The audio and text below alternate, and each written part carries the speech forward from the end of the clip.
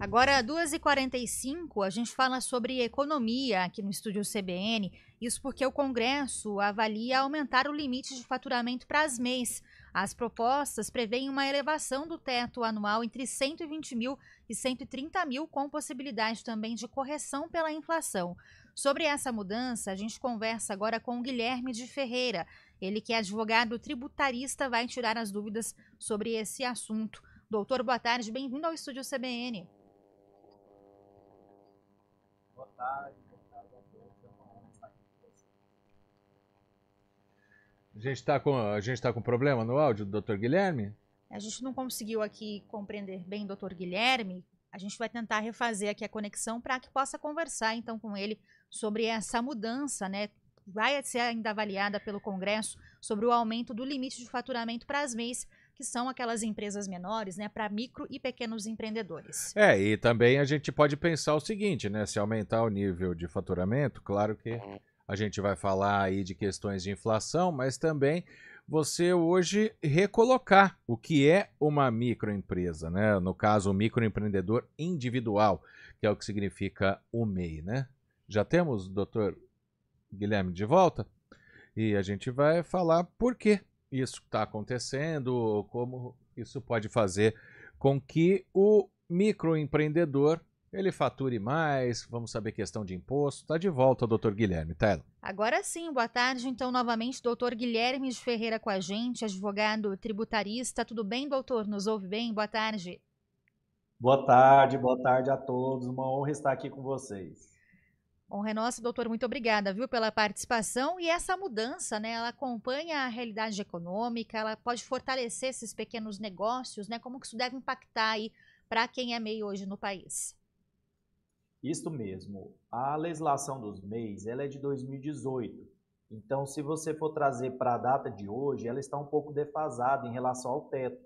Então, por isso, a busca do Congresso para que esse teto seja elevado o valor dele. Porque hoje o teto de 81 mil, para a realidade da época, era tudo bem para quem estivesse ali dentro da MEI. Já para hoje é um pouco defasado. E por isso, então, o Congresso busca essa atualização para trazer uma maior justiça fiscal, principalmente para essa turma. Isso tem algum impacto no tamanho das empresas que a gente pode chamar? Porque um microempreendedor é individual, mas ele pode ter, por exemplo, um funcionário, né, doutor Guilherme? Isso tem algum impacto ou é só um ajuste mesmo de valor? Porque a gente pensa, né, quanto mais faturamento, mais imposto paga. Tem alguma relação isso? Sim, quanto mais faturamento, mais quantidade de imposto paga, porque fica proporcional, né, proporcionalmente maior. Já em relação aos empregados, um dos projetos que está em trâmite, ele sim prevê uma possibilidade de contratação de até 2 empregados. Então, é uma novidade que vem sendo trazida para dentro dos MEIs e que seria muito boa para alavancar empregos e também para ajudar com que aquele MEI não fique na informalidade, até mesmo com os seus funcionários na informalidade, possa pagar os tributos que têm que ser pagos e que tenha todo o apoio do governo para poder continuar gerindo emprego e renda para o país.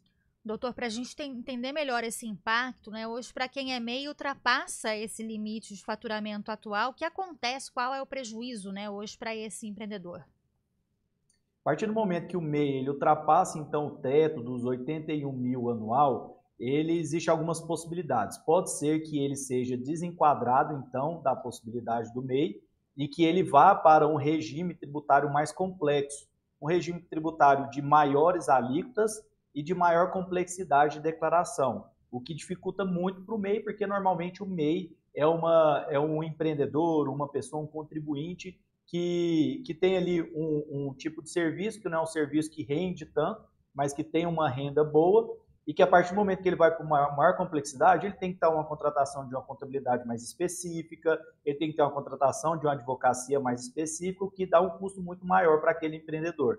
Então, por isso, ele ficar ali, né, nesse limite é o ideal, mas se ele ultrapassar, ele tem essas possibilidades de ser desenquadrado do MEI, ou então pagar penalidades por isso.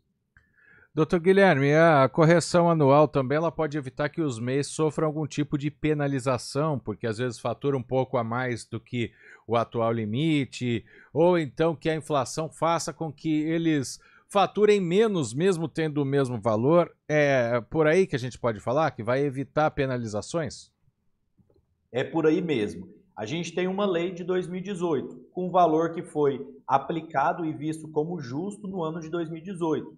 De 2018 para cá, a gente teve uma mudança enorme na economia, não só aqui no Brasil, como mundial. Nós passamos, então, pela pandemia, houve mudanças de juros de lá para cá. Inclusive, a gente teve até agora uma mudança da taxa Selic, né, onde teve um aumento da taxa de juros, principalmente se for indexada na taxa Selic. E, por isso, o valor de 81 mil ele já está defasado. E, por isso, sim, ele tem que ter feito a atualização. O interessante dessas propostas que estão em trâmite que duas delas, ela vem com o intuito de já deixar aprovado na legislação que a cada ano venha sendo acompanhado o IPCA, para que não precise ficar fazendo nova legislação para então atualizar esse valor. Doutora, a gente está falando especificamente aí para quem é MEI, né? É a proposta que está em discussão agora pelo Congresso, mas é possível também que o Congresso reavalie as tabelas todas de faturamento do Simples Nacional, elas estão também defasadas, assim como no caso das MEIs? Isso. O Simples Nacional esse também está sendo discutido, ele está sendo discutido por conta da reforma tributária. Nós tivemos a reforma tributária autorizada, né, promulgada no final do ano de 2023, e este ano começou então os projetos de lei que vão impactar no que foi feita a mudança da emenda à Constituição que teve a reforma tributária. E dentro dessas mudanças consta também uma possibilidade de mudança do Simples Nacional, onde vem abarcando diversas mudanças, retirando algumas pessoas do Simples, colocando outras empresas no Simples Nacional, mudando suas alíquotas e até mesmo sua aplicabilidade.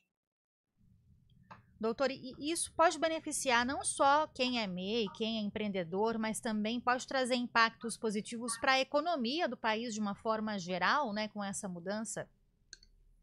A ideia, se as legislações elas não vierem com burocratização, com complexidade e também se elas não vierem com aumento de alíquotas, com toda certeza elas vão então incentivar que as empresas não fiquem na informalidade, que os empreendedores não fiquem na informalidade, contratem mais e vão atrás da renda. Até mesmo porque quando você abre uma empresa, você tem o fim específico de lucro. Então você quer lucrar. E isso para o governo é bom, porque quanto mais uma empresa lucra, mais essa empresa tem que pagar então de impostos. O que não pode é que as legislações tragam complexidade e que tragam burocratização para as empresas. Bom, e com reforma tributária isso pode ser repensado também, né? Porque a gente está falando aqui do teto de faturamento de um MEI, né? Mas agora o valor a ser cobrado dos impostos, né, do MEI, isso pode ser revisto também, eles podem ter que pagar mais ou não, doutor? Pode sim, porque a reforma tributária trouxe aquela mudança, que pegou-se 5 impostos para tentar transformar em um, que acabou que se transformou em 3, né? Era para ter sido uma simplificação, simplificou, mas nem tanto. Mas já começou com um bom passo, que foi uma certa simplificação.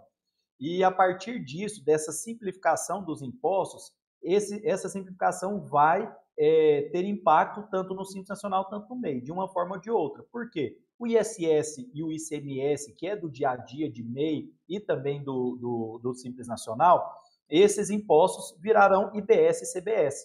E a partir do momento que eles mudam eles não só mudam a nomenclatura, como eles também mudam sua forma de cobrança e de aplicação.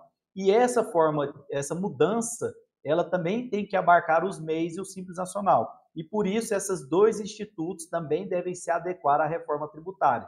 E aí que vem o risco, porque o governo ou os legisladores, eles não podem, então, buscar um peso maior sobre esses empreendedores, até mesmo porque são eles que levam o Brasil para frente.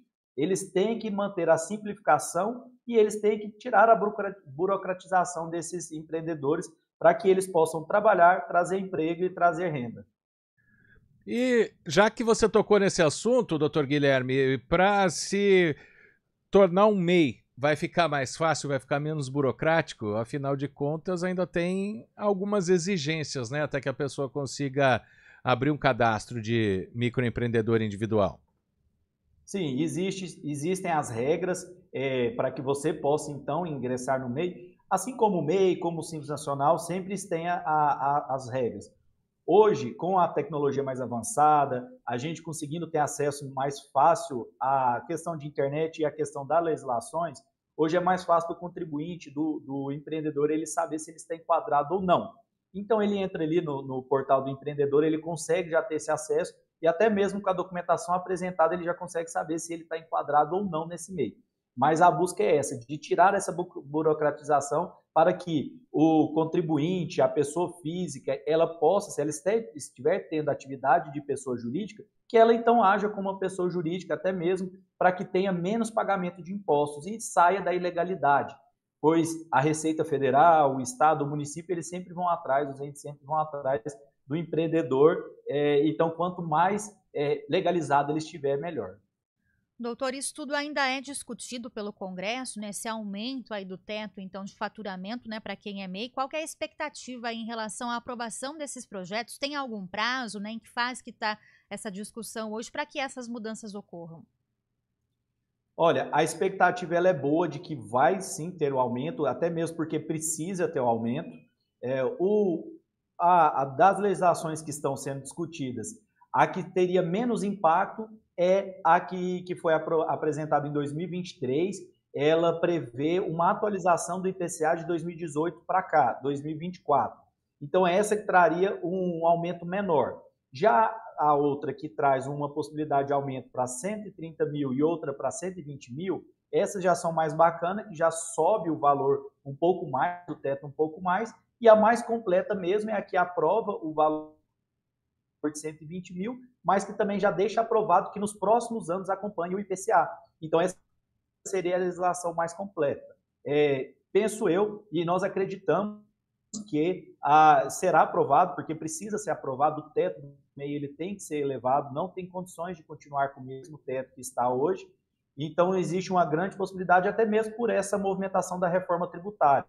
E por isso os MEIs também precisam abarcar essa nova forma de cobrança de imposto que virá, o IVA dual, né? CBS e IBS. E por isso tem que ser feitas as mudanças sim no Simples Nacional e nos MEIs.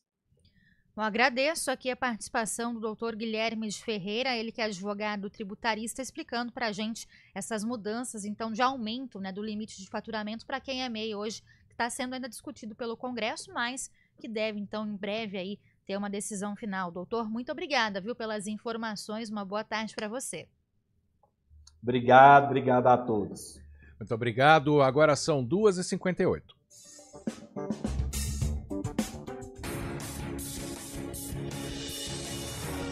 CBN, Central Brasileira de Notícias.